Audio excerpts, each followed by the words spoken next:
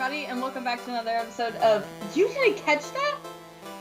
On today's episode, I'm your host, Taylor, and this is your newbie, Noah. And, Noah, you did not catch the Neverending Story? I heard it wouldn't end. I wasn't going to start that. Well, of all your reasonings for not catching things, I suppose that's the most appropriate. I'm glad to have one good defense lying in wait around here somewhere. So I guess this is kind of a silly question because I get the distinct impression that this is just one of those big 80s things. And the more I think about it, the more I realize I just don't have a solid foundation in the big 80s things, really. Like, as a child, I was very bad at, like, going out and seeking new media that I wasn't already watching. And my parents' like, children's VHS library was mostly, like, Renaissance-era Disney. So I wasn't picking up stuff from the 80s. So, I missed out on things like Pan's Labyrinth and The Dark Crystal and The Neverending Story. Which is why, I remember seeing it in the family video growing up and the sequels and kind of asking my dad about it and being kind of, like, nervous, suspicious of it, just looking at the cover. I don't know why. I was just always suspicious of new stories as a kid, which is a weird thing for a kid that liked, reading as much as I did. But no, I never picked it up, never caught it. After Stranger Things season 3 came out and they ended with singing the pop song that came with this movie, pop ballad, I realized that I would eventually just have to watch the movie just on that merit alone. And then here we are. You're breaking my heart. I can't believe you. Who doesn't watch new things? Like, I'm like that with food. I'm a picky eater, but like, So.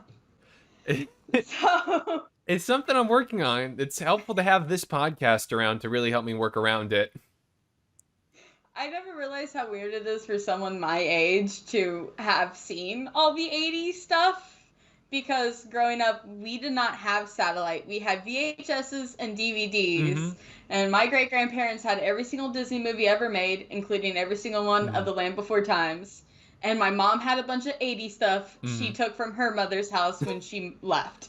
So this was another one of my childhood classics I grew up on, like Dragonheart. I don't think it's that crazy to grow up, I think that once the VHS arrived, basically everybody was always going to be watching things from the 80s onward, especially things that got to be the big, children's classics, because those hang on more than just about any other genre.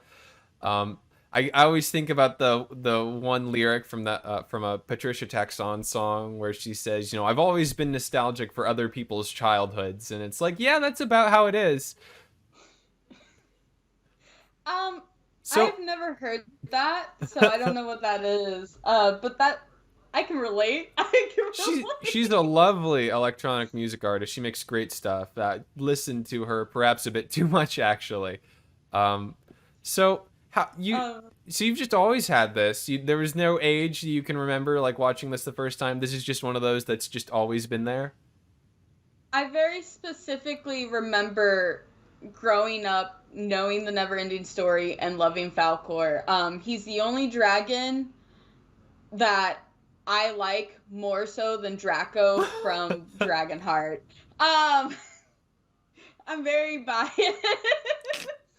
But, yeah, I can't remember a specific age. I know at one point, the TV series that came after this movie was made gave me nightmares. Oh, heavens. Like, for a month straight.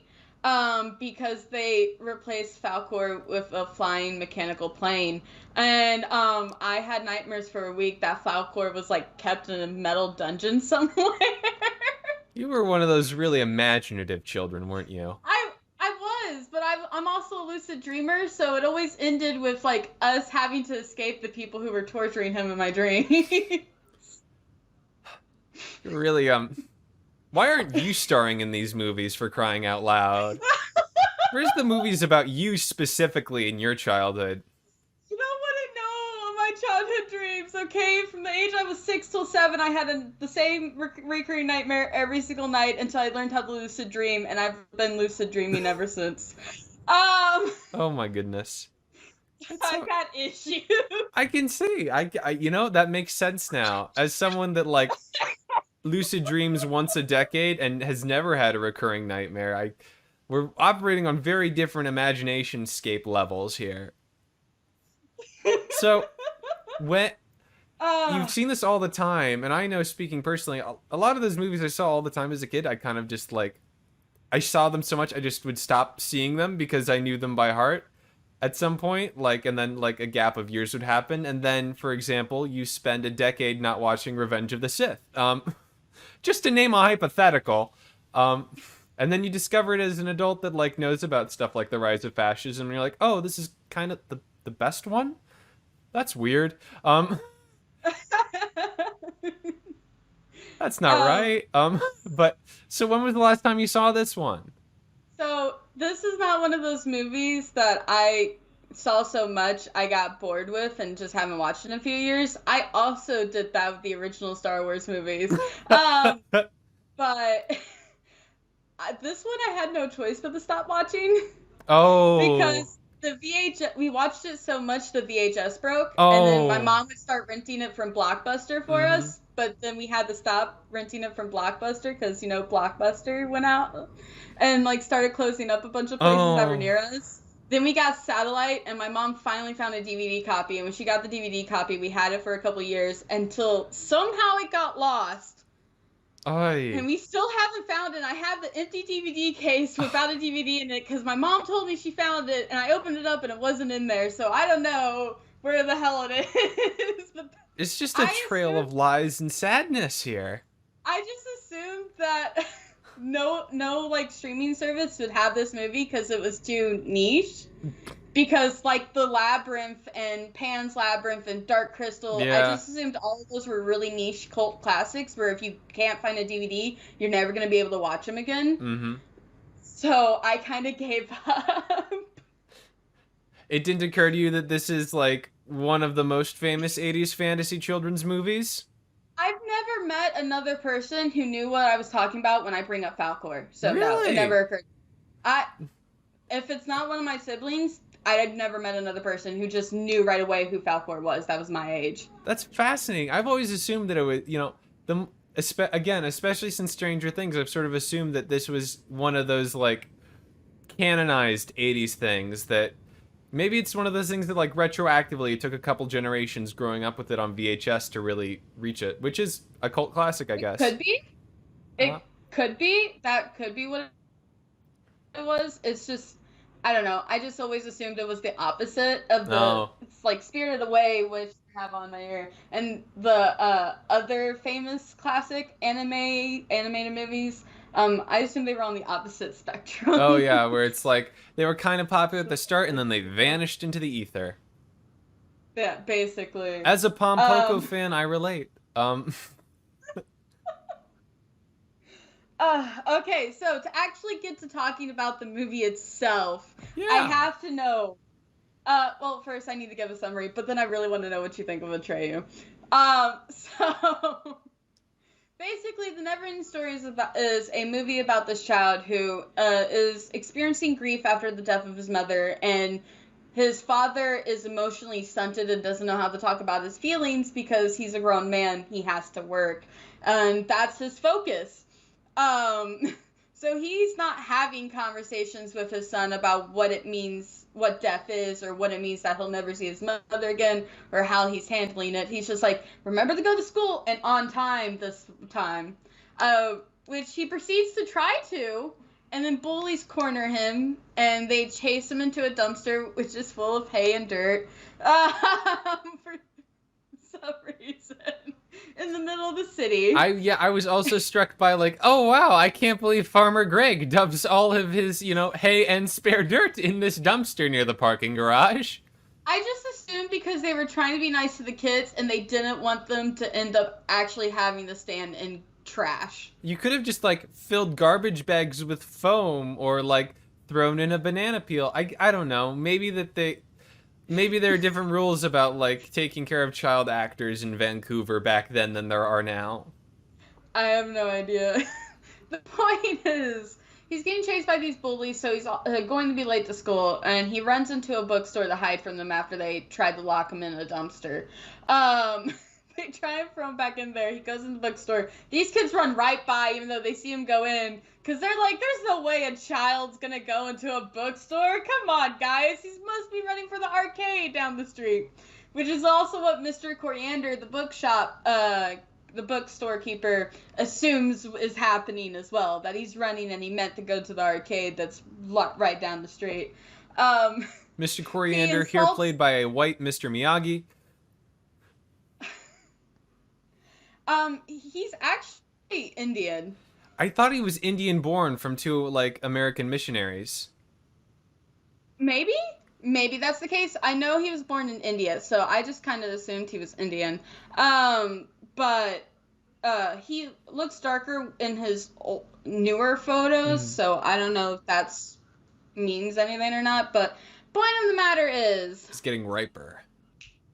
Point of the matter is, he is insulting all kids, because no kids like to read. They only want to play video games. They want to go and play Street Fighter and Mortal Kombat in the arcade. They don't want to hang out with books like he does, which, you know, is classic. And then this kid goes off listing a bunch of, like, stories he's read. 20,000 Leagues Under the Sea, Robinson Crusoe, Treasure Island.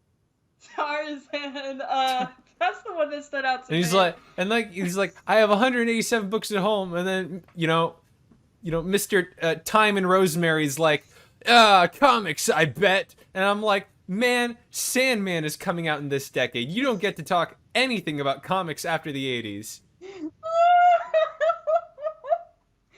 the matter is, kid lists a bunch of books he's read, and Mr. Coriander is like, oh, you've actually read books. Cool, because listing out titles clearly means you read them and they aren't just your parents. Which, by the way, we don't get to see the books at his house. These 187 books, they aren't anywhere in that house. He's too busy making a sad breakfast and having bad conversations with his unsupportive father. Mr. Coriander talks about how, but you read safe books. Books you know that you won't be harmed because they can't get you, the bad guys in the stories. Which, you know, okay, fair. And then he baits him by saying, this book is too dangerous for you. It makes you face your fears. You have to experience the drama and the fucking disasters that happen within it. And he's like, well, I can read that too. The kid steals the book after leaving a note, promising to return it. And then he takes off to school, gets there late, and he hides in the attic. Where he spends the rest of the movie reading the book. And that is when we get introduced to Fantasia. Not that one. With a PH, okay? And this is where you meet, there's an emptiness called the nothingness, where things are just disappearing. There's nothing there to replace them as they go. That's taking over and slowly eating up the entire world. Which we can argue what it's a metaphor for later, but I think it's pretty obvious, personally.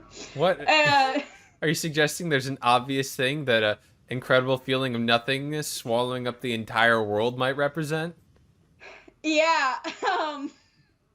So, what happens is we get introduced to this. This is the issue that we're facing. We meet some characters that are all going to talk to the childlike empress about what's going on, and they're expecting her to save the day, but of course it's going to be two young male kids who save the day instead. Also, Deep Roy is here playing. She's sad.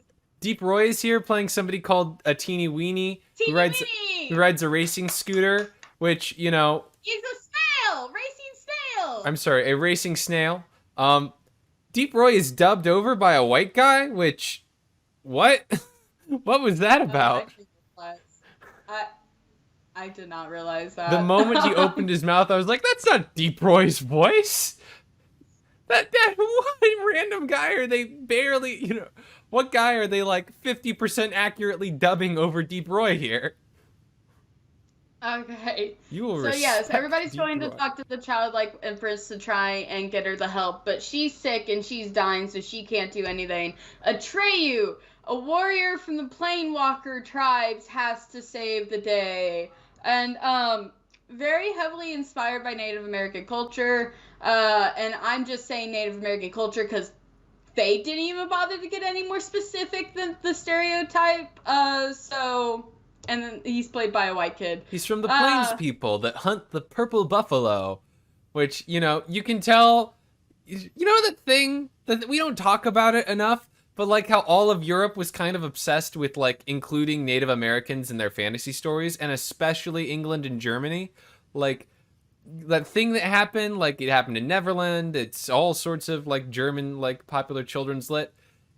I feel like we've talked about that before because it's literally thanks to writing where like Americans were talking about Native Americans as if they were savages but noble at the same time, and it's literally the contradiction of the Native American or a contradiction of the Indian, depending on like what time the article you're reading is discussing the theory. And it's where people were oddly fascinated by them because they were noble and better than us, but they were noble enough that they couldn't be considered savages. It's the contradiction is situation. What fascinates me is specifically taking that contradiction and that like compelling idea of the Native American and saying to yourself, you know where this like idea, this trope fits, this, you know, vision of a people that I've made up? Let's put it in high fantasy.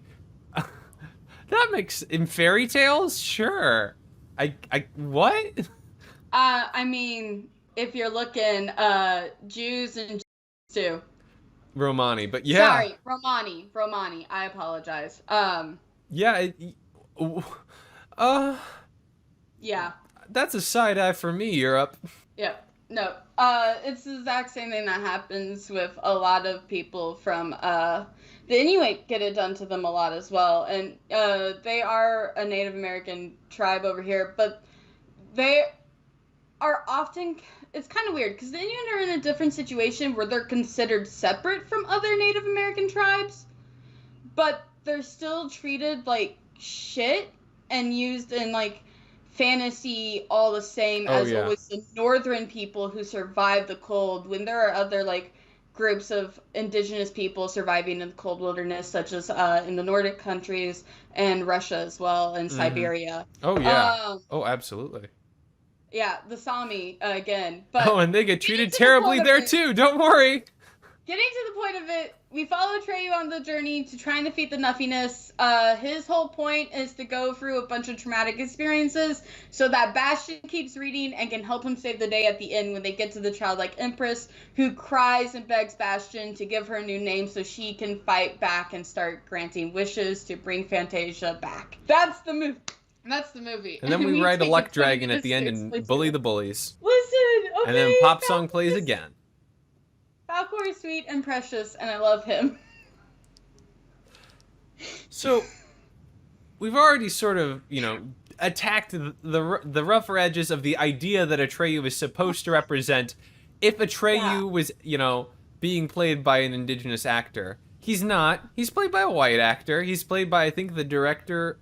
Was it the music editor or the director of photography? Somebody on production's kid. Which, you know, do we have to say whitewashing sucks? Whitewashing sucks. What really sucks is the weird way that he seems to be directed to, like, deliver his lines in a way that sounds like a stereotypical Native American. It's also a fact that he's really tan in this, but in other movies and stuff he's in, he's not. We call this the Taylor Lautner look.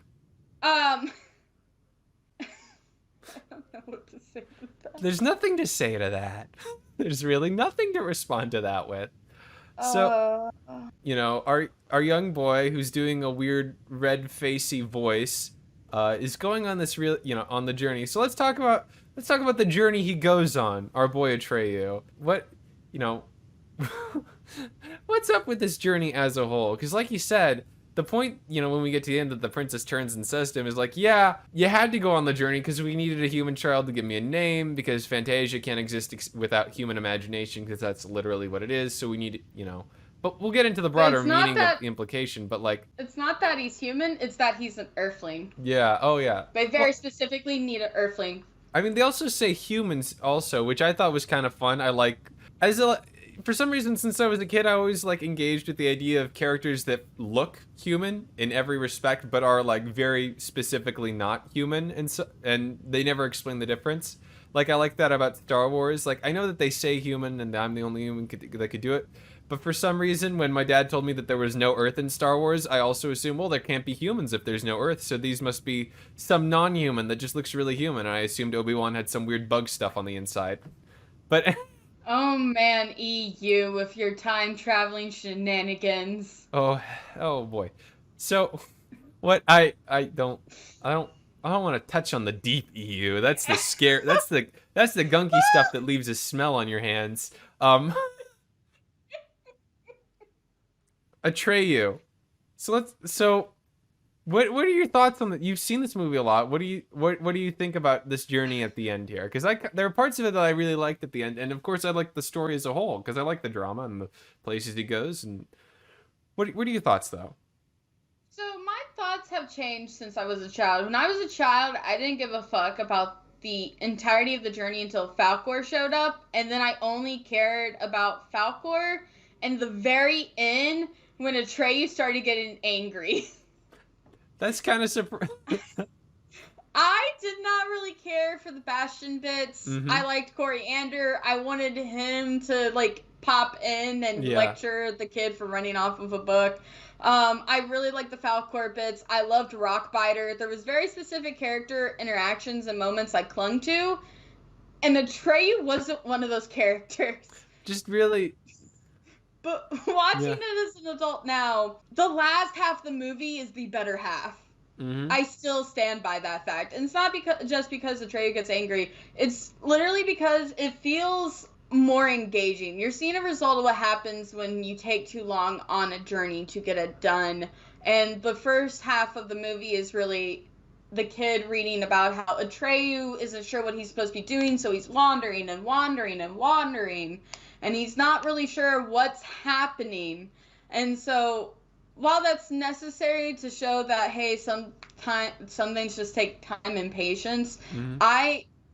It also, like, took me out when I was a kid and even now. I guess, it helps that I didn't know where it was all going and that the point was going to be that this is a lot of, like, aimless wandering. I don't know. I couldn't hypothesize what my child brain would like. I mean, I was the one that brought Silver Chair, and Silver Chair is just aimless wandering for like 2 hours. So okay, clearly I had the Silver patience for it. Silver Chair had the characters talking to each other as they wandered. That's true. Atreyu only has Artax, and okay, don't kill me. I don't care when Artax dies. I mean, he only has Artax for like half an hour, and then Artax appears to be like a fairly intelligent and like helpful horse in the one scene of conversation he has. He has the great idea to eat lunch.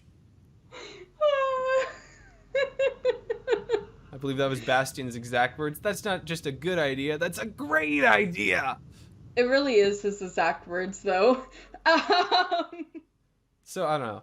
I was surprised that Artax died so early. That's, like, I knew that the horse was gonna die. I knew the horse was gonna die in mud and we were gonna be screaming and crying over it. I didn't cry. I got close to it, though. It was very sad. Probably been more sad if the horse looked scared and not just annoyed at the kid tugging him around. I didn't, again, so it didn't really bother me because we didn't really get to see Artax do much. At this point, we haven't seen Atreyu do much. I just don't care. You just didn't have any reason to connect to him. No, they didn't give me anything. Rockbiter at least, like, cries about how he doesn't have the lake anymore. Atreyu's like, well, if you didn't want me, you shouldn't have sent for me just because I'm a kid and you didn't expect me to be. And, cool, but he doesn't interact with anybody. He's alone. Yeah. That's the thing that feels very strongly happens to kind of both of our characters, really, Bastian and Atreyu.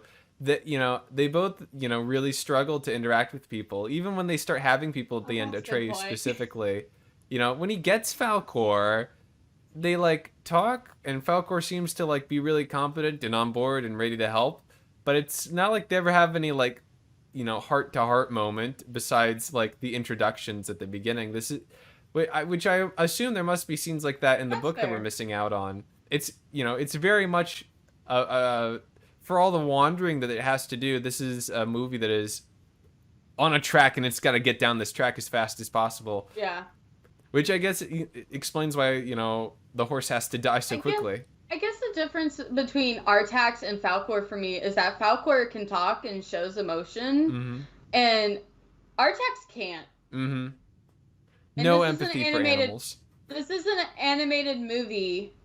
Stop making me out to be a bad guy. This is an animated movie. Artax's expressions don't change much. Even, like, the little I know about horses is I know how to tell when they are getting upset, and you don't even see that in Artax. It's a very well-trained horse. Yeah, I mean, it's very calm about sinking into the mud. I have no idea why Atreyu has Artax since he was told he had to go alone. I have no idea why Artax doesn't count as another individual. Neither does Falkor, apparently.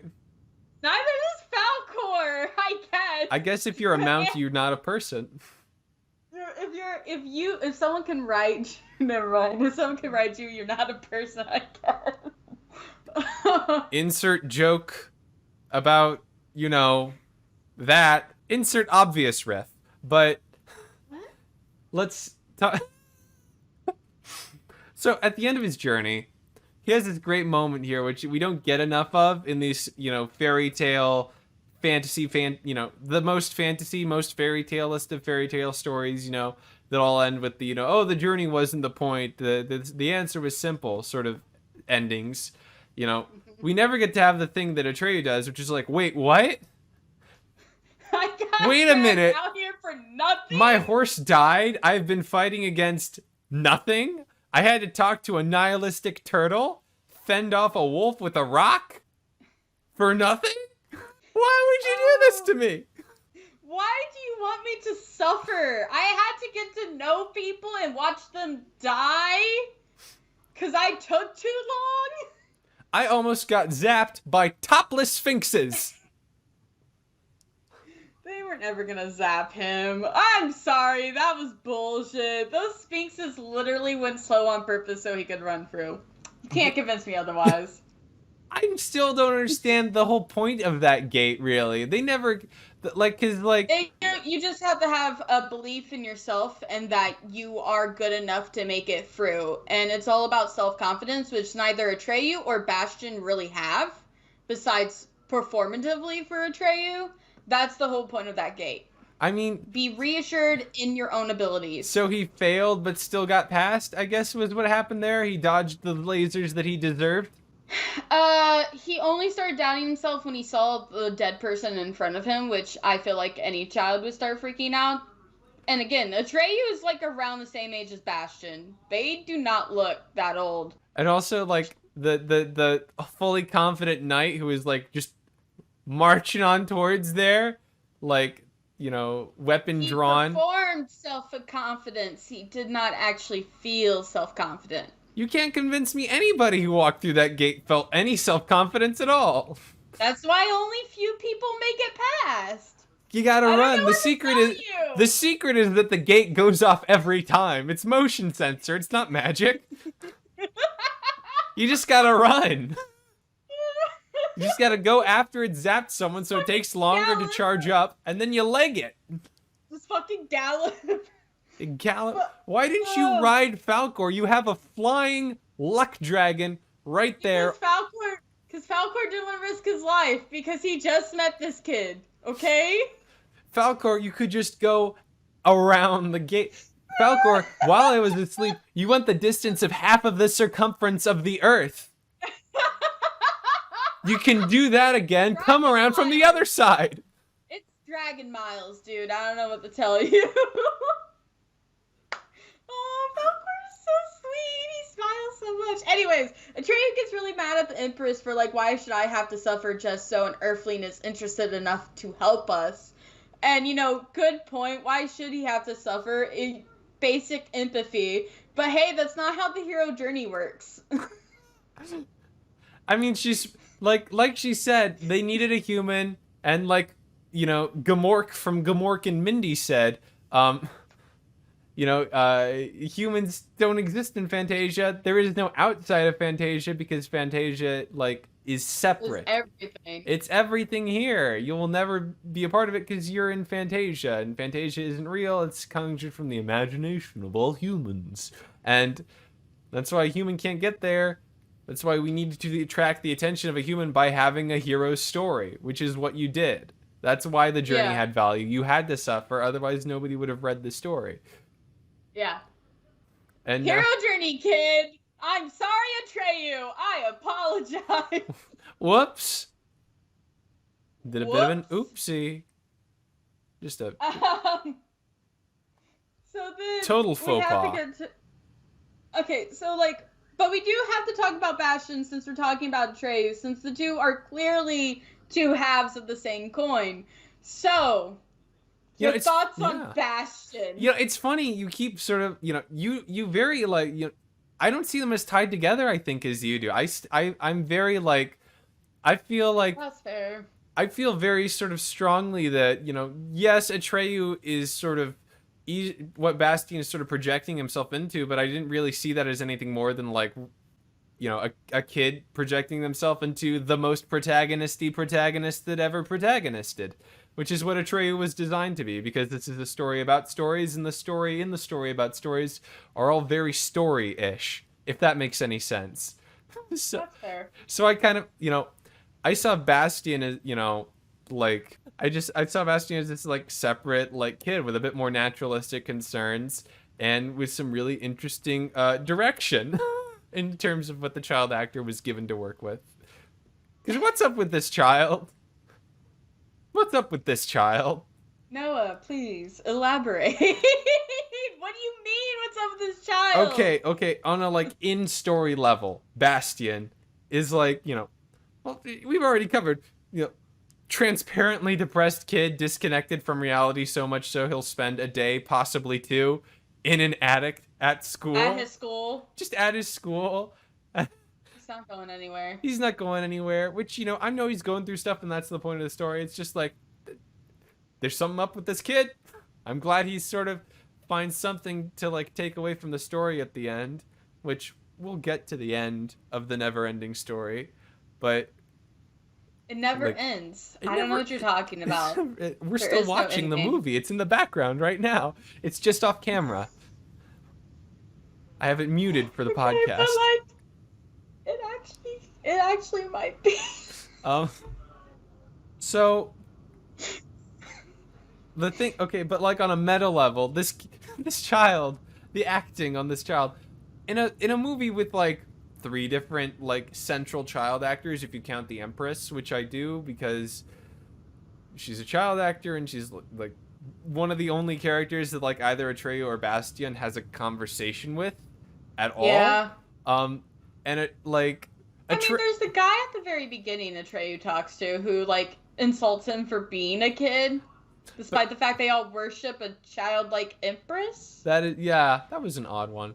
But the thing about like the actor who's playing Bastion is that I don't know if he's just like, was really struggling to perform, if he needed like really solid and specific direction, or if maybe the director just hadn't figured out how to work with kids when they were shooting those scenes specifically.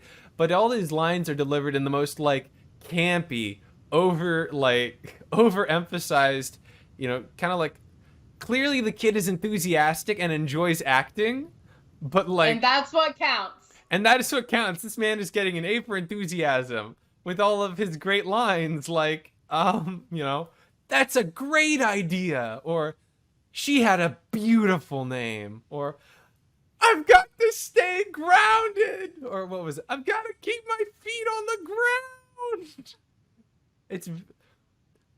It's so campy. I don't know what to tell you, dude. I don't know. This is just I don't know. There's no conversation here, I guess. I'm just sort of going on a sidetrack about my feelings about the child acting in this movie from like 30 going on 40 years ago. To be fair, that is the whole point of this. But driving this towards a conversation, let's I can have a conversation have with you, about I don't know. something. Let's talk about I don't know. I need some I back don't know and what to say forth. about him. I need some back and forth after just those thoughts. So, before we get to why I think Atreyu and Bastion are two sides of the same coin, let's actually discuss his reactions to the growing meta that's happening within the story. Oh, like the way that he seems to keep appearing. Yeah. Yeah. Not only does he seem to keep appearing in the story, but it seems like there are moments where early on, there are moments where, like, when Atreyu says that it's time to eat, and Atrax had the great idea of eating, which you so often have quoted. What a great idea! That's...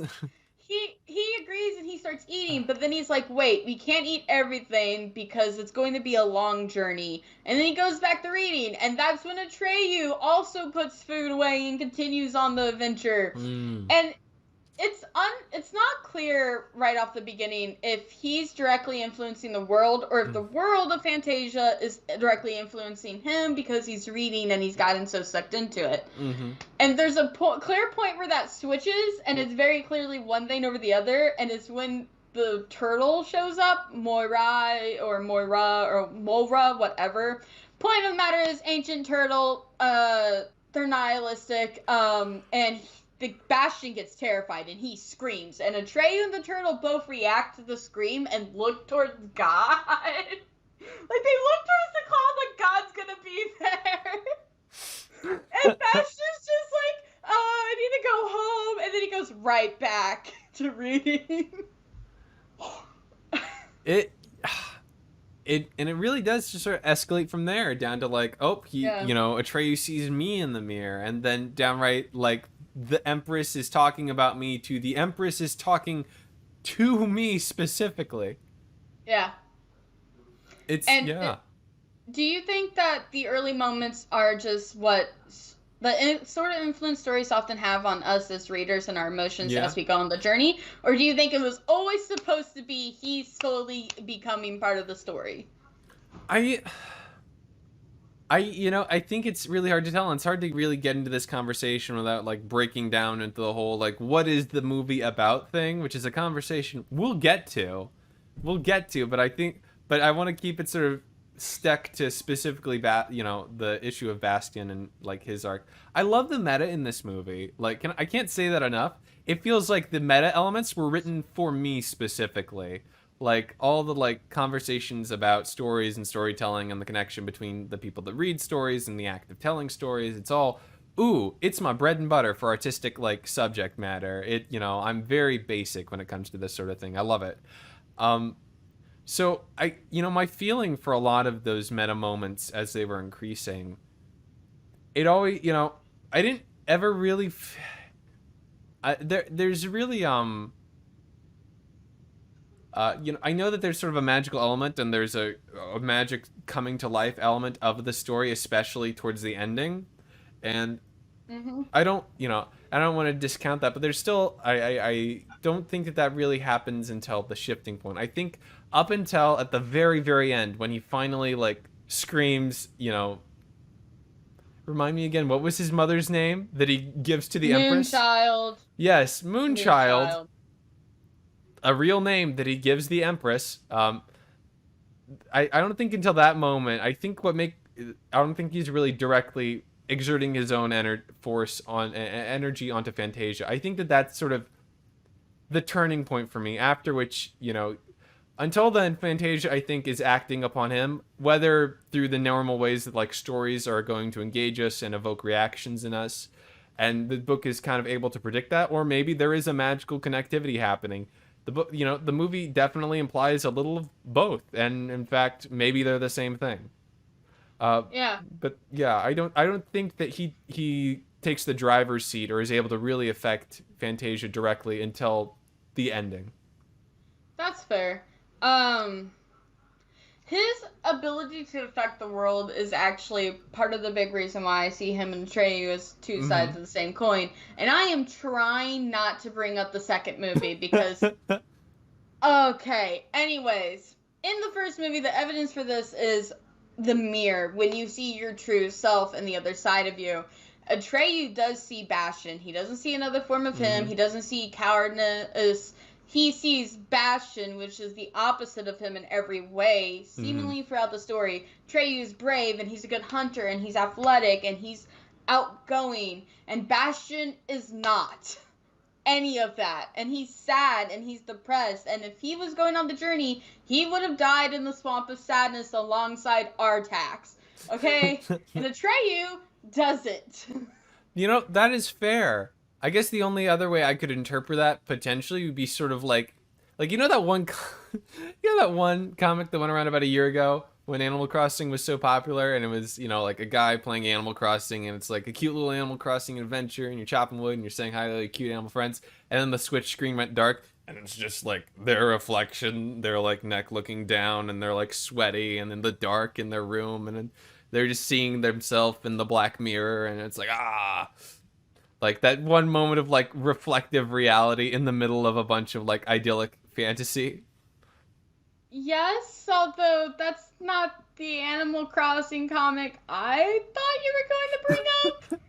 I thought you were going to bring up the one where, like, it's this person playing Animal Crossing to deal with their depression, and they asked the other villagers how they would handle those emotions. And they're like, well, even if I get sad sometimes, I know that there's always another day, and it could get better.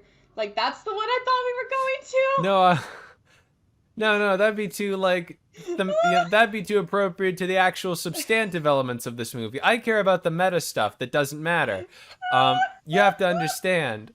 So I kind of, like, definitely, I think that definitely, you know, either that says Atreyu as a character is definitely connected to Bastion, or I guess my interpretation was, you know, Atreyu is the point of view character of this story. He doesn't really have an internal life. There's no true self to him. He is just Atreyu. The point of view that is going to be seen in the mirror is the person who's gazing through Atreyu's eyes, which is Bastion. So it's that moment of like the screen goes black and you're reflecting on yourself for the briefest instant. You know what? That makes sense too. I've never approached the situation. I've never approached like interpreting the scene that way, but that does make a lot of sense. And there is some evidence to support that in the second movie as well, which again, I'm trying so hard not to fucking drag into this. Yeah, we really have, you know, I brought this up earlier, and the more we talk about it, the more I'm like, yeah, we're gonna have to do like a sequel month at some point. Just as an excuse, first off, to get through a bunch of Pern books, but also, you know, to see this and Dragonheart 2, and also other sequels that we could bring up that weren't from stuff we did specifically in this month of special stuff. Yeah. Anyways. So, we've talked about Bastion, and we talked about Atreyu. Yep. The only other character who really gets to do anything besides Rockbiter is... Deep Roy Falcor. as Teeny Weeny. It's Falcor. It's the best fucking character. It's Falcor. Oh yeah, time. We're in the middle of our long month of dragons. I guess there has to be a dragon here, don't there? And he is our dragon! Yes! Falcor time. Okay, Falcor, so, baby. Mike, what did you think of Falcor? I, like, the moment Falcor showed up and he, like, had set Atreyu to, like, rest under his paw after a horrible, like, night of, you know, almost getting eaten by Gamork. Again, from Gamork and Gamindi. He, you know, I loved him. I loved how, like, expressive his voice actor was working. I loved how, like, soft and kind and empathetic the dialogue was. I you know, he felt very, you know, this is...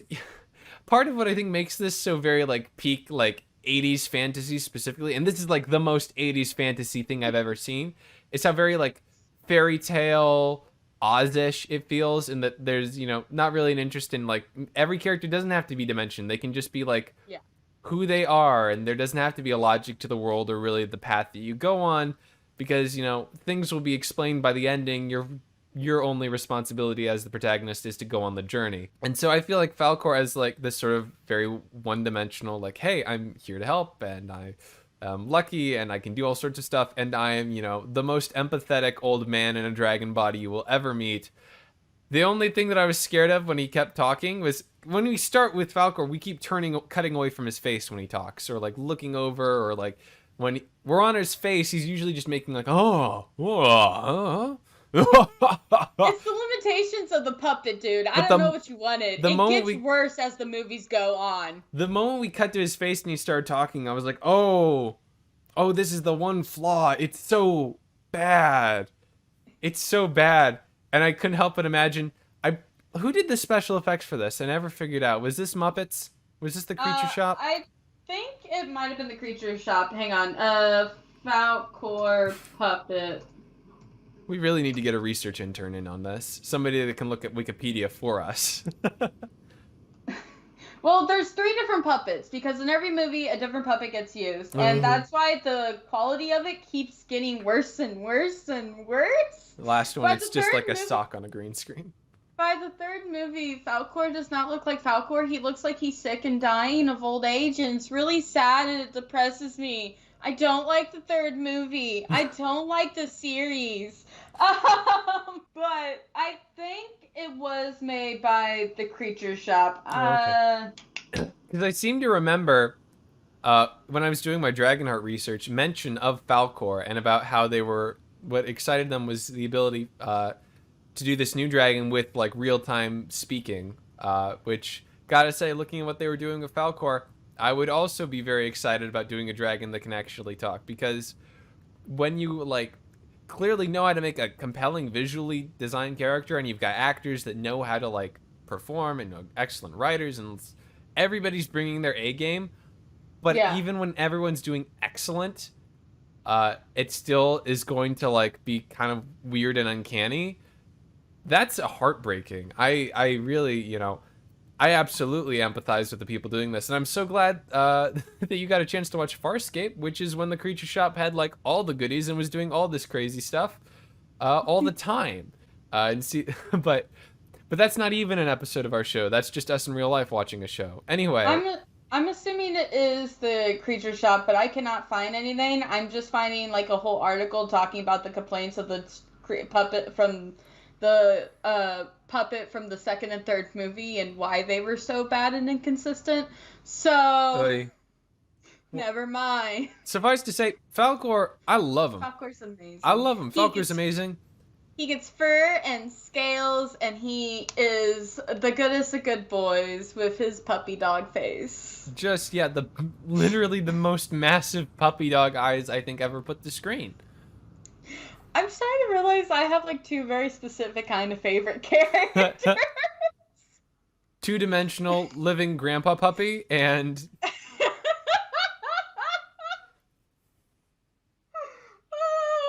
and what's the other one? You'll figure out the other one eventually. Like, you'll figure it out as we continue this. Does your like characters that are always the ones that are best equipped to protect children? I think that falls under Grandpa Puppy. I mean, that was what Puddleglum was.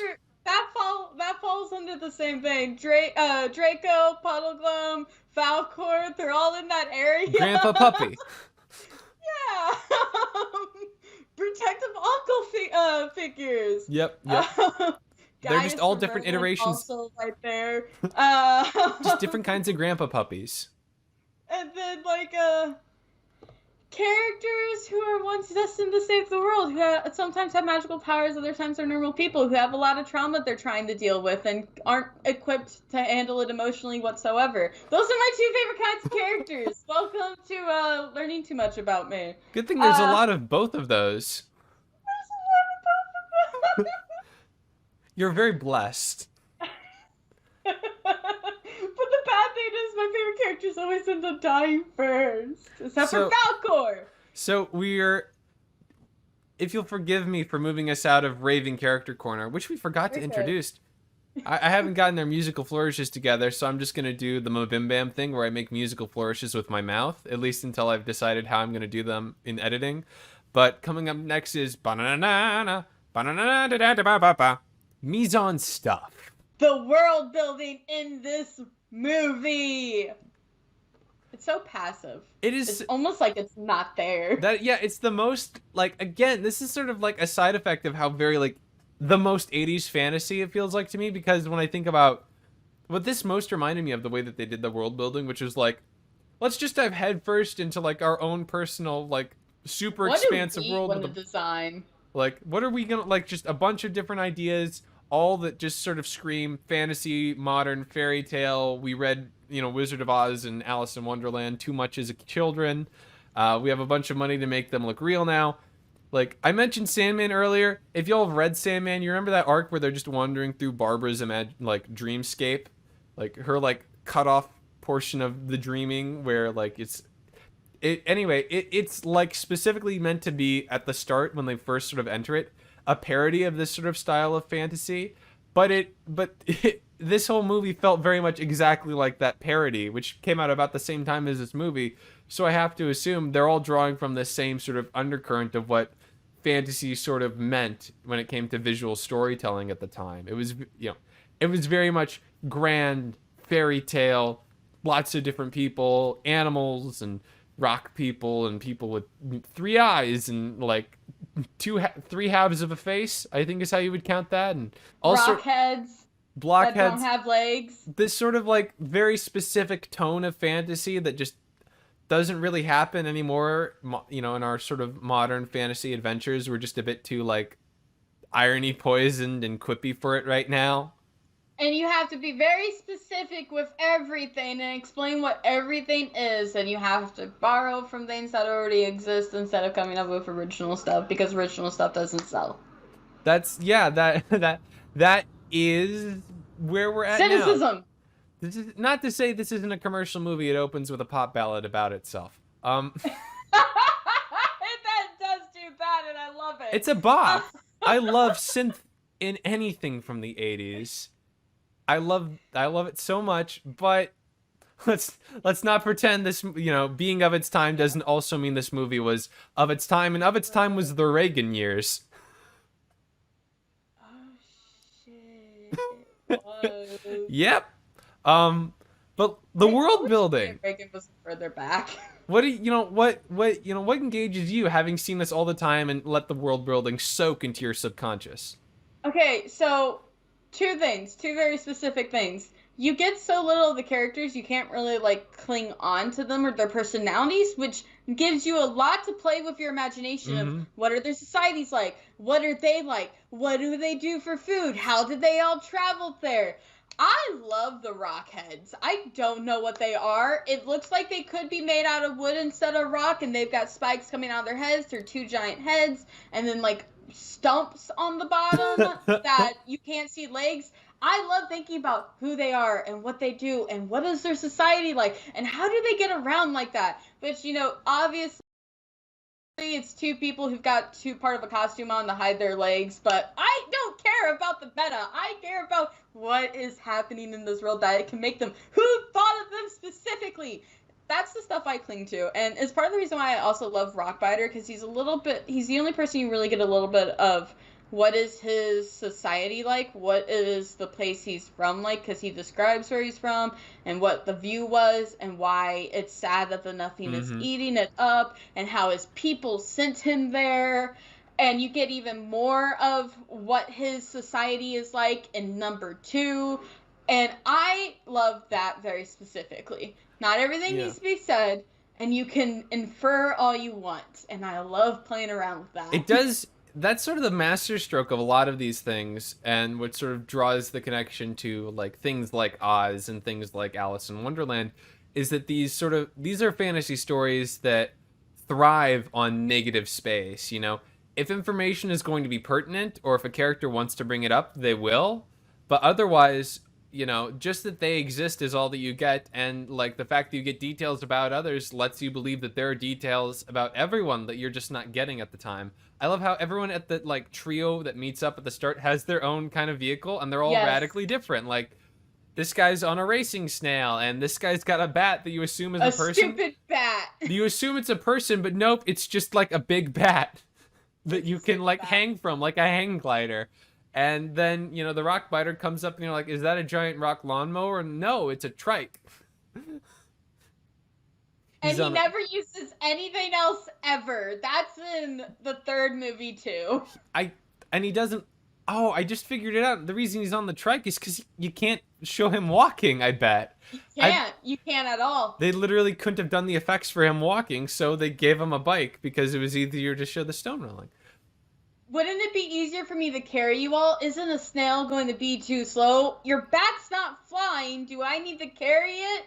Like, rock biter. Rock Biter's excellent.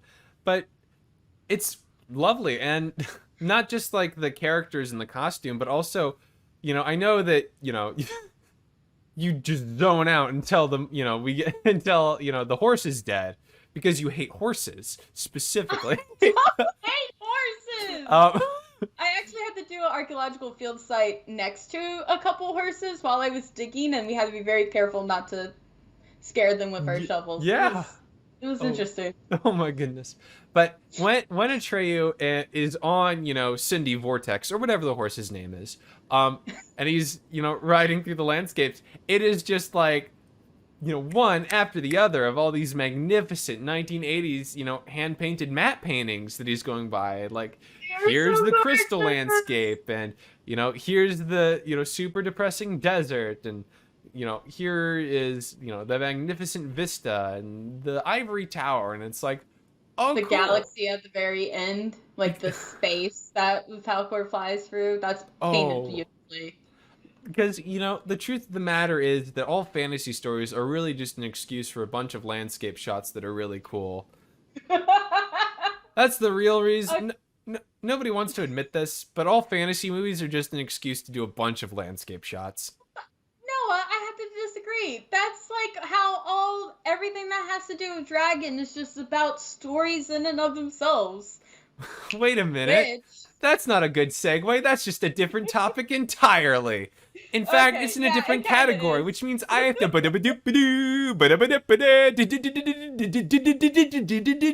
Did you mean that? Welcome to Did You Mean That, folks? The next category, where we talk about things that we're not sure they meant. We aren't sure if they meant anything in this movie, let's be honest. I feel like at some point somebody meant a lot when they were writing the story, and then other people that kind of figured it were also doing adaptations, but maybe some people weren't thinking too hard, but something still comes across. But you were saying something real interesting about dragons. It sounds like, something I would say, in fact. Want to repeat that? It is something you brought up earlier. And it's actually something that has, I won't say a lot of merit, but you aren't the first person to bring this up when it comes about dragons. And how dragons are stories about stories. Because it struck me while we were watching this movie, if I may elaborate on the idea that I came up with and wrote on this little schedule here that we use. It's fun. It hasn't happened in Pern yet, or maybe we haven't been looking. Who knows? Maybe we should do that now.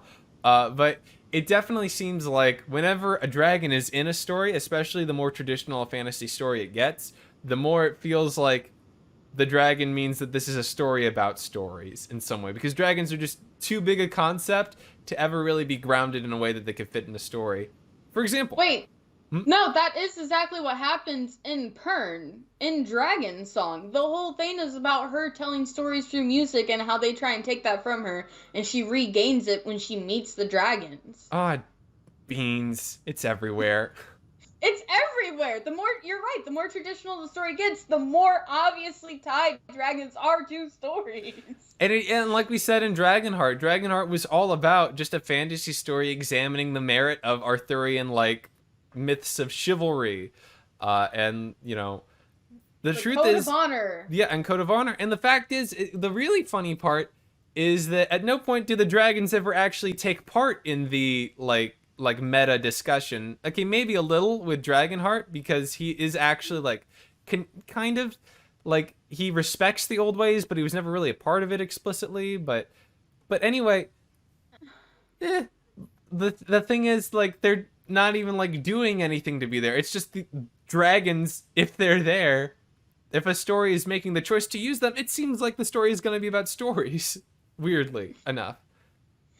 I mean, even if you go back to Aragon, which I have not read in a few years, so this is me based off memory, but even Aragon is about Aragon and Saphira going on this journey to not only discover the story of their past and why it's just the two of them now, and what are their histories, but also the story of the world and how it came to be. And it's within stories that they find the weakness of the asshole king they've got to kill. Like, it is through stories. All of that is discovered, even though I don't think they're the ones to deliver the final blow against him. I think it's ᴗᴗᴗᴗᴖ, if I'm remembering correctly. I thought it was just like all the dragons at once being like, no, we're gonna use our special, Draco Ex Machina thing, and I always loved. There's only 2 dragons at that point, but they were all in their little the heart crystals. The third one hasn't hatched yet.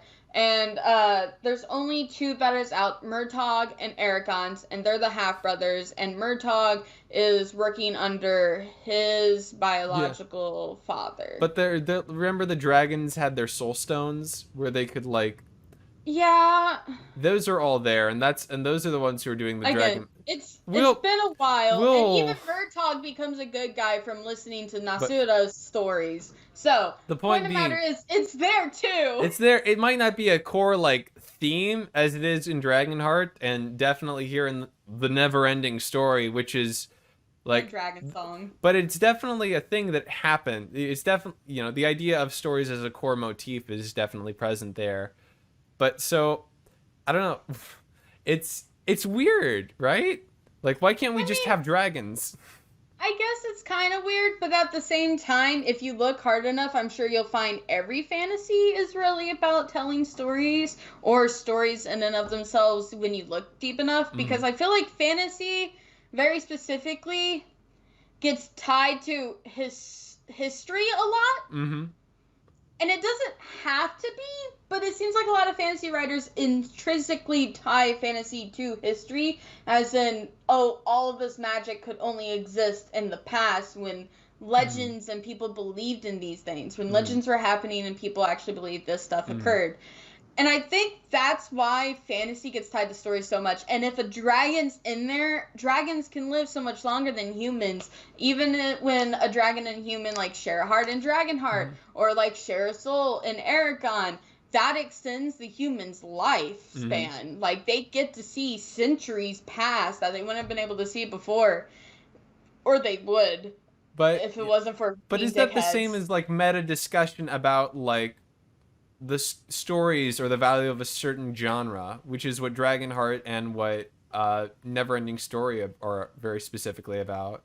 I feel like it is, because I feel like them living so long causes writers to look at them through a meta perspective. Like, these are creatures who can live forever, and watch civilizations rise and fall. They're gonna have thoughts on why humans do what they do, and why stories are the way they are. I feel like it's that ancientness to them that adds to that. I think that makes sense on a lot of levels, and why specifically that element would tie it into it. But there's also just like, what am I thinking here? I mean, just to bring up the one we're talking about right now, Falkor, we know nothing about Falkor or how old he is. Yeah. And again, Falkor doesn't really have anything to do with the actual theme. It's just, hey, there's a dragon, and oh, would you look at that? Also a story that wants to discuss the, like, what storytelling is and imagination. I just think... That's a good point. I don't know. I think that it just really has something less to do with, like, anything that makes up what a dragon is, and more to do with, like, cultural ideas of stories about dragons, and how that's such a loaded idea that only an author that's interested in discussing stories would use them.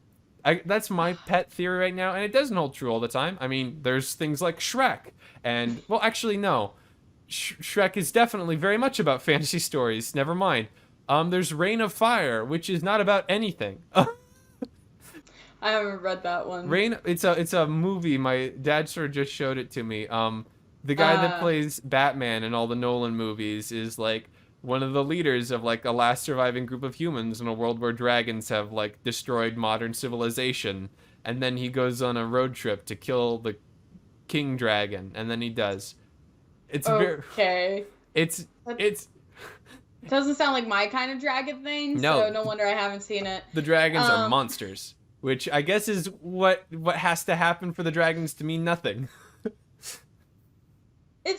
I don't know. It's also that idea where, like, personally for me, I always see dragons as tied to history and fantasy intrinsically, simply because that's how dragons came about being. Mm-hmm. People found skulls of like dinosaurs and megafauna that weren't around anymore, or at least weren't on land, such as whales and oceans and whatnot, and they came up with different sorts of dragons that would be these mythical creatures that used to exist, or still were if you knew where you were looking.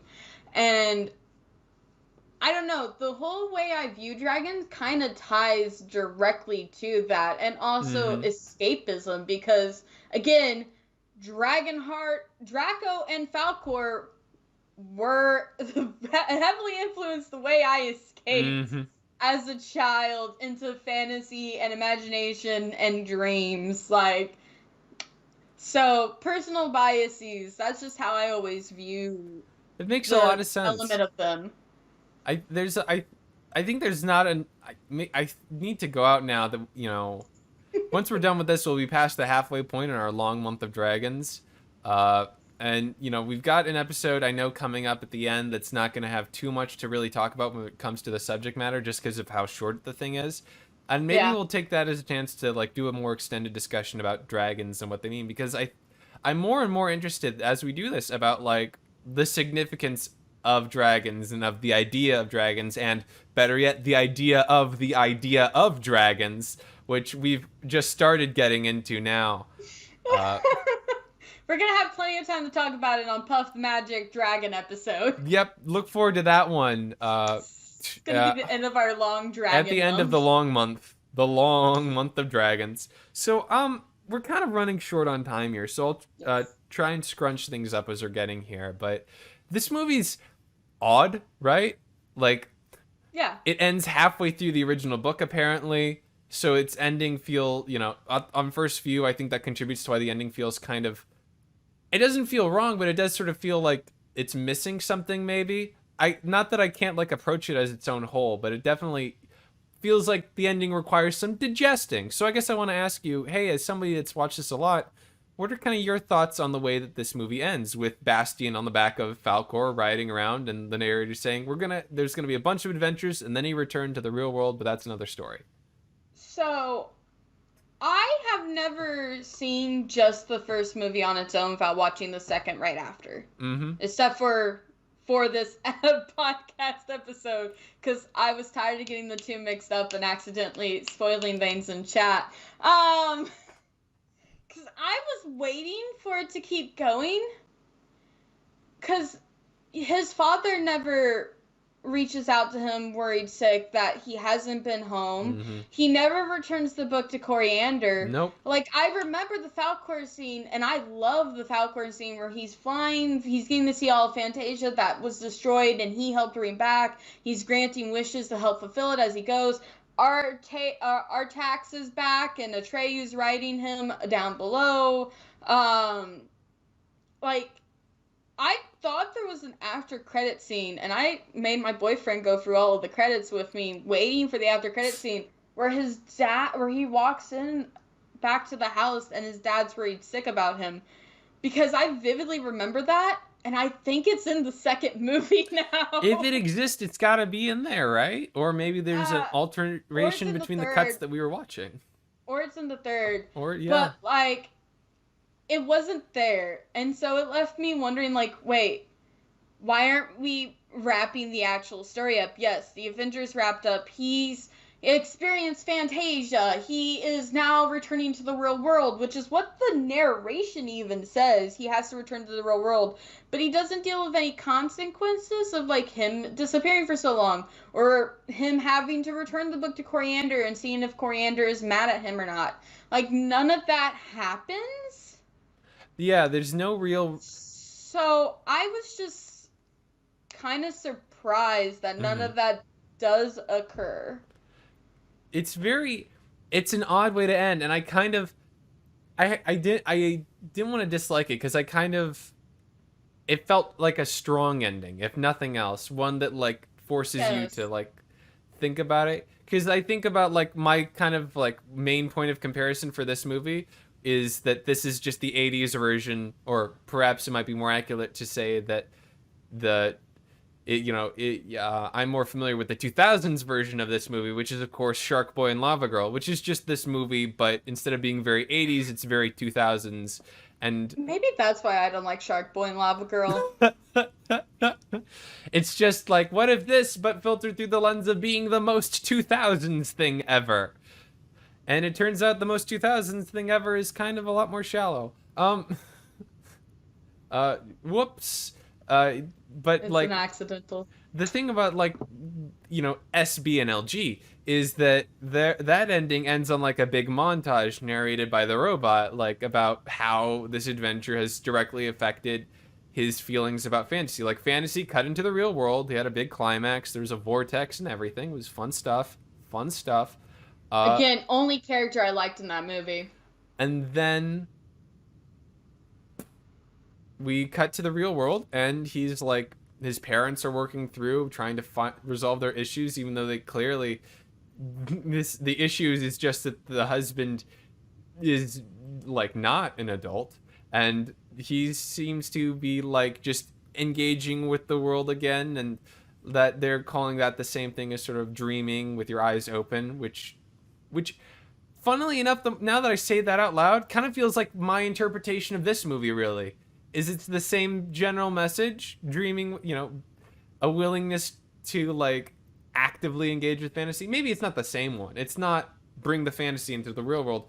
It feels like to me that sort of ending, like where he's riding Valcor and he's fending off the bullies and knocking them into Farmer Tom's trash bin right next to the parking garage.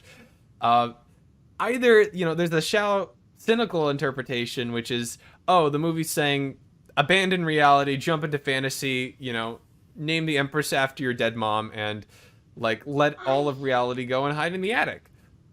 I don't think that's what the movie did, simply because that feels like what the Silver Chair argued.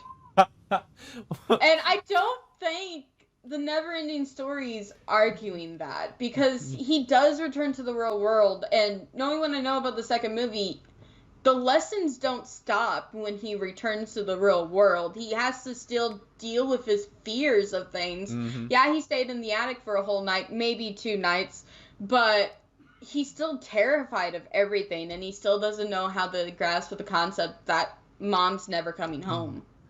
I guess what I felt like was the takeaway seeing this movie with its isolation, and the interpretation that I'm sort of feel like is the more favorable, and I think also just better reflects what the movie is sort of trying to communicate, is this sense of, because we've basically said this already, the nothing is depression. It's just depression. Yeah. It's nothing grief is depression. And depression. It is like the nothing that happens when you disconnect from fantasy and also just the rest of the world, which is what this kid is doing. You literally watch the characters go through apathy, just straight up apathy. It's not, the turtle is very much nihilistic, but it feels also apathetic. And when Rockbiter gives up at the end and he gives into apathy, that's when he gives into depression. And yes, apathy and depression are not the same thing, but that's something that the nothing in the movie directly triggers in a lot of characters before killing them. It's it's so like direct and powerful, and very useful, and I love how people talk about it, especially of the turtle, and how they talk about, I'm not sure if it was the turtle. No, I think it must have been Rockbiter, where they were saying, it wasn't gone. There wasn't a hole. A hole would have been something. There was nothing left. There was no thing at all. That's Rockbiter at the very beginning. Okay. So I like the concept and how they talk about it, and it's very, like, good. It's not, it is, scarier than death. Yeah, and that is good representation. And I like, and what I think is essential to understanding the ending is understanding how we beat the nothing, which wasn't by diving into fantasy and abandoning all touch with reality. It was by engaging with fantasy. It was by like stopping letting the fantasy happen around them and being kind of a passive agent that isn't really connected, and being willing to emotionally put yourself out there and say, no, I'm going to put my name on this. I'm going to start building the fantasy actively on my own part. That also directly ties into how the turtle is like Mr. Coriander at the very beginning. Mr. Coriander doesn't see the youth as in reading enough, and he sees them as lesser than him and his generation because they don't read enough. They don't understand the value of the stories. They're too busy with video games. This was back when, like, it wasn't big games. You could only play them at an arcade. But that's also how the turtle approaches things, too. The turtle thinks nothingness is better than just living forever and being alone, because it's so old that nothing is something to them, even though nothing is nothing to someone who still has a lot of life to live, like Rockbiter and Atreyu. That's really interesting. I just realized that while you were talking, so I wanted to throw that out there. So, yeah. I didn't even think about that before. So, in the end, I guess I just feel like the message isn't, the message isn't abandon, reality. It's engaged. It's reach out. It's become emotionally receptive. First in your fantasies, and then presumably in life, because that's what, fighting depression is. It's being willing to say, no, I feel nothing inside, but I'm going to get up. I'm going to, connect. I'm going to do the things. I'm going to take care of myself. I'm going to engage. And that's... Use your big, strong hands to grasp onto people around you and hold tightly, even if they don't seem big or strong anymore. Because, it's easy to look at the line like, I'm supposed to keep my feet on the ground! And, assume that when he takes his feet off the ground, that means, it means, let loose, disconnect. But that's the opposite of what's happening. That is literally the opposite. Because what he's taking that and using with that is shutting down and disconnecting. Bastian, doesn't connect with anybody. He doesn't talk to anybody. The closest he comes to like having a conversation with somebody that isn't his dad is leaving, Coriander a note saying, "Sorry, I'll return the book." And it's Stealing is bad, everybody. Stealing is bad, everybody. I did like the note. I appreciated the note. It was very cute. So I guess I think that there's an interpretation of this movie, even as, it apparently genuinely incomplete as it is. I think that there's a coherent message that is got more nuance to it than I think, might see at first glance, and one that I think is valuable and does justice to the subject matter that they are approaching. But maybe I guess my one complaint would be that maybe it's a bit subtle, a bit subtle and nuanced for a children's movie, maybe. Since we already, and the subtlety is what helps it keep it a children's movie. While there are children who go through depression and understand what that is, a majority of children don't. Well, I guess my complaint isn't that the depression is subtle. The nothing is obvious. The nothing is the most, it is the most depression thing that ever depression. My concern, I guess, is just with what it's trying to encourage, the active engagement, the active willingness to take part in a story, the willingness to actively partake in your own fantasies and not just be a passive observer. I feel like that's a valid criticism. I can understand where you're coming from with that. I don't really disagree with that. I do feel like it's too subtle. That is one thing I feel like Shark Boy and Lava Girl did better than Neverending Story. Even though you get to see what's happening to everybody at the end, you still get a confirmation things have changed. Mm-hmm. And with Bastion, you don't get that confirmation. And it's because things haven't changed. Things aren't different. Because really, the movie didn't fit in. If we could only get a movie that has the depth and nuanced and valuable take of the Neverending Story with the the directness of Shark Boy and Lava Girl, perhaps. Maybe one day we'll get that. I wonder what the 2000 teens equivalent of this movie is, because it's got to be out there, or maybe it skips 20 years. Maybe we have to wait until oh shoot, that's this decade. We're due for another one, kids. Strap in.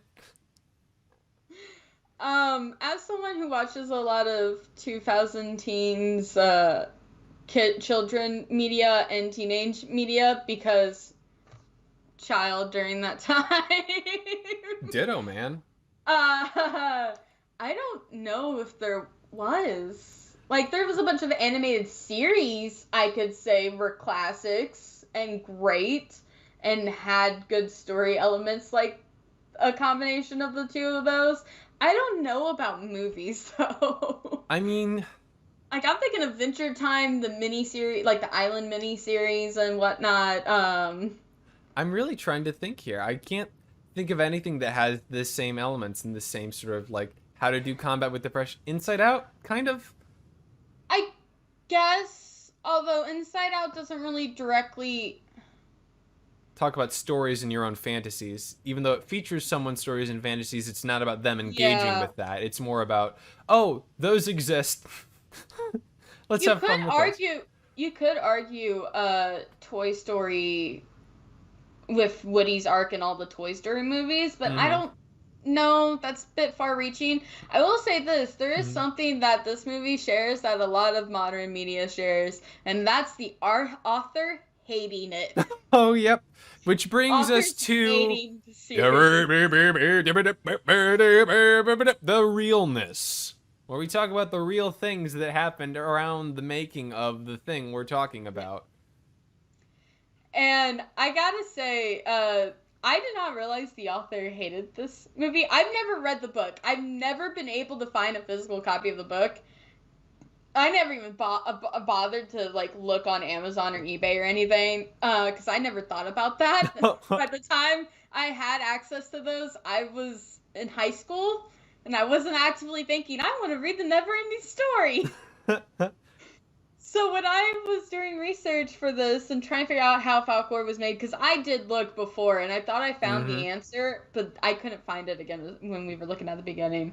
But, I was surprised to find out the author hated this movie so much he demanded they took his name out of the credits for it. Oof. And then sued when they made a second one without getting the rights from him first. That's disliking the movie. That's really disliking the movie. And I remember in like the Wikipedia research I did in prep, I remember reading like a line where he said something about like it being plastic kitsch without any depth and super shallow and like ruining sort of his message, and like it was like oof. We are definitely gonna have to read the book for an episode at some point in time on here and compare it, because if he thinks this is shallow, I really want to know what he thinks his book did so well. And that's not me saying that the author is like tooting his own horn. I just genuinely want to know if the book is actually that good. I kind of could almost believe it, because the feeling I had while watching this movie and all the like meta moments where like it turns around and we're talking about Bastian, I was like, oh, so the actual book, it was doing those, but it was doing those to the actual reader. That, it's sort of like that's what my assumption was. I read the first chapter of the book because it's available online, like the first 20 pages. And what it does is you follow Bastian until he gets to Mr. Coriander's shop. And Coriander's names are all spelled with C's instead of K's like they are in the movie. Don't know why, because his name is 3 C's like Bastian's name is 3 B's. And movie, why the change? But point of the matter is, once he gets that book and he starts reading it at school, it switches where like you have moments where you're in Fantasia and then you get italics when you're as Bastian, or the reverse of that. Okay. Where you're still reading as Bastian, not the reader itself. I assumed that Bastian was an invention for the movie. No, Bastian is actually in the book. Huh. He is still the character who's driving it all. Because I think it would be really difficult for an author to directly call out the reader in the same way Bastian gets called out at the end of the movie. I don't know. I kept picturing how to do that. I wonder if he did do that. I still think that it's entirely possible. It could be interesting. Certainly they try to do it in the movie where they say, yeah, we wanted Bastian, but also we wanted the people watching Bastian, and then looks at the camera and it's like, oh, finally. That was where I was like, oh, finally. I was worried that by, inventing this Bastian character, when I thought that Bastian was invented, you'd have, like, sucked out the most shocking part of the meta, which is, of course, we get to experience the characters looking and acknowledging us in our presence. I assumed that there was, like, a whole conversation in the book with the Empress where she like looks at you and talks to you and like, hey, you've already figured out a name, just need you to give it to me and Could we're good. be. And Could be. Again, I only read the first 20 yeah, pages yeah. because they were available on Google Store online for free preview before this episode. Guess we'll have to So bring it up when we do the sequel, because I already put my put a reservation in for the library copy I have nearby.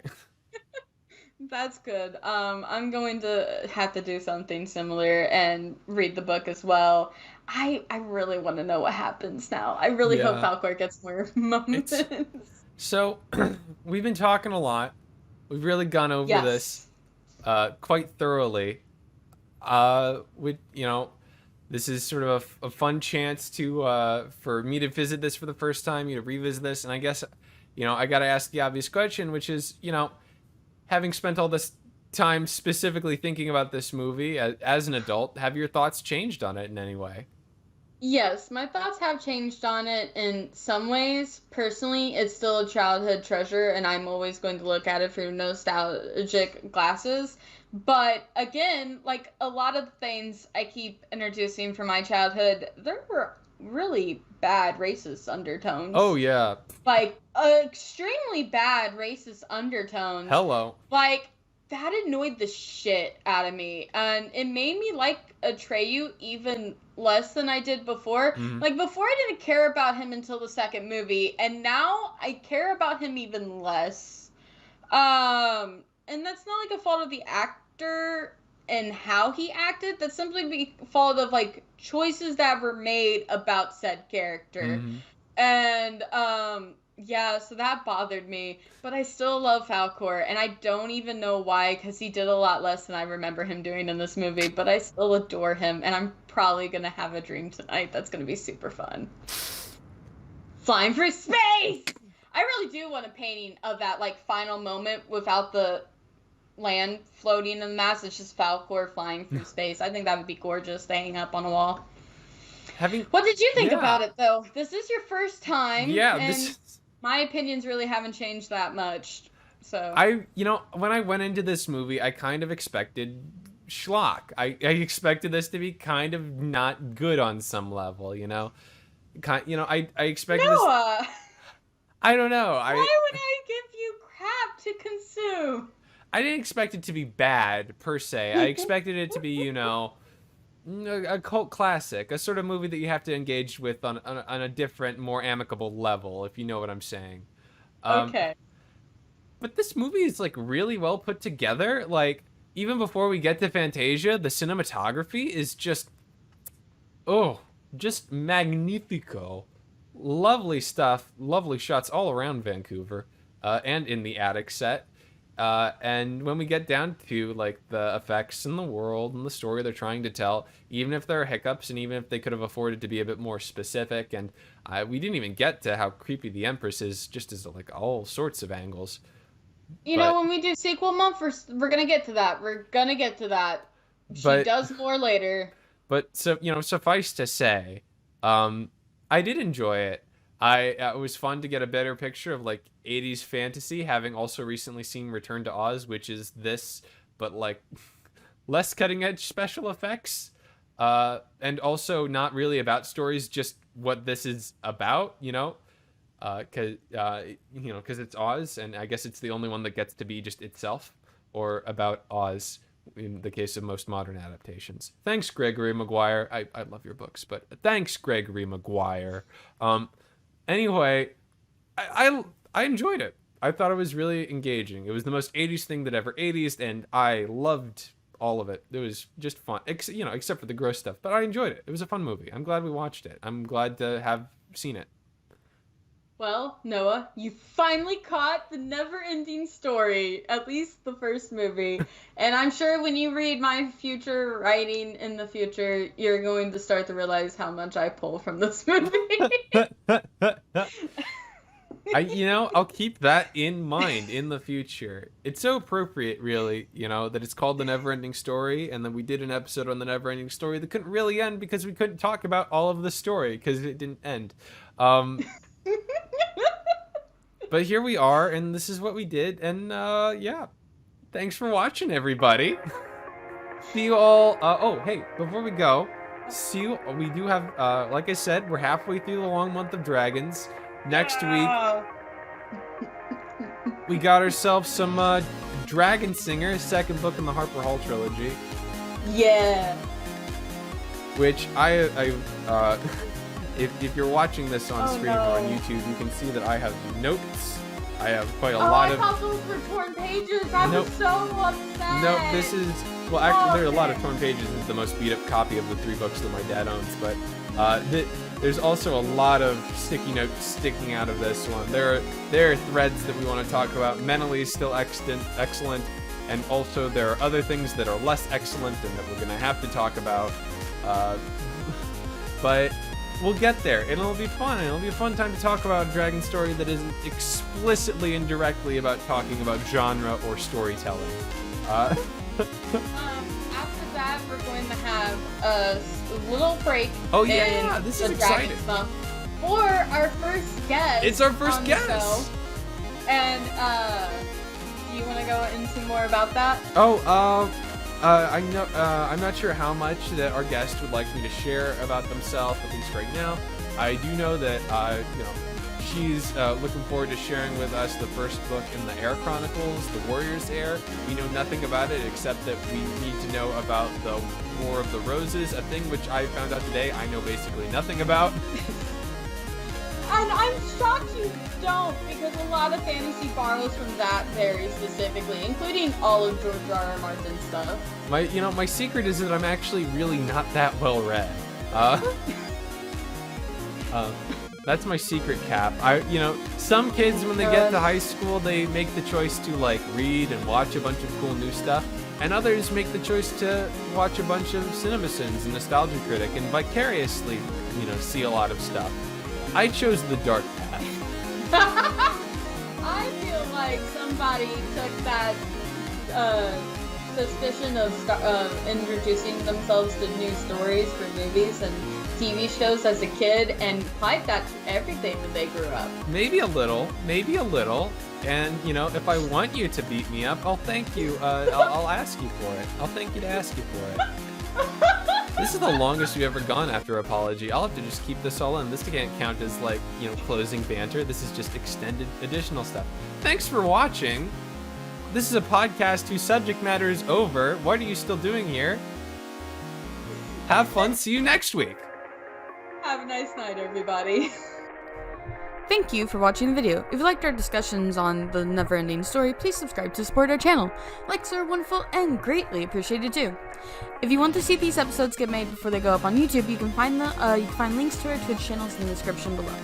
We record the episode on both channels at 9 p.m. EST on Tuesday nights. So, what did you all think of the Neverending Story growing up, or recently if that's been watched?